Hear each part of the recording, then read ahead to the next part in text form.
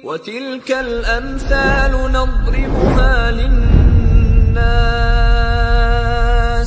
وَمَا يَعْقِلُهَا إِلَّا الْعَالِمُونَ. Apabila seorang hamba yataqarrab ila Allah Subhanahu wa taala bin nawafil, fallahu Subhanahu wa taala yuhibbuhu, maka Allah akan mencintainya. Antum pengen dicintai oleh Allah Azza wa Jalla? Maka dekatkan diri kepada Allah dengan ketaatan. Kemudian antum tingkatkan lagi dengan amalan-amalan sunnah.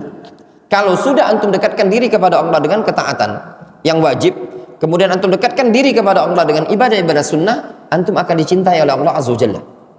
Kalau antum sudah dicintai oleh Allah Subhanahu wa taala, maka Allah Subhanahu wa taala akan mengatakan kepada Jibril, "Wahai Jibril, aku mencintai si fulan, maka cintailah dia." Lalu Jibril memanggil para malaikat yang ada di langit. Kata Jibril kepada para penduduk langit, "Sesungguhnya Allah telah mencintai si fulan, maka cintailah oleh kalian." Kalau Allah mencintai seseorang dan para malaikat telah mencintai orang tersebut, maka dia akan ditetapkan oleh Allah bisa diterima di muka bumi ini tadi. Ya ikhwan, tidak usah antum cari rekomendasi umat manusia, tidak usah cari tazkiyahnya umat manusia. Tazkiyahnya umat manusia itu belum tentu ditazkiyah oleh Allah Azza wa Jalla. Tapi kalau antum ingin cari rekomendasi di sisi Allah Subhanahu wa taala. Dengan apa? Dengan taqarrub kepada Allah Subhanahu wa taala.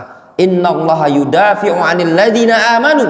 Allah yang akan membela orang-orang yang beriman. Makanya kalau anda pribadi, ya, ini nasihat untuk antum semua, dalam bab dakwah ini tidak butuh rekomendasi, tidak butuh tazkiyah, tidak butuh pujian, tidak butuh sanjungan.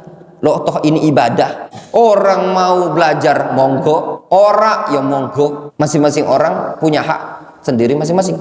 Ada mungkin orang ngomongi, biarin.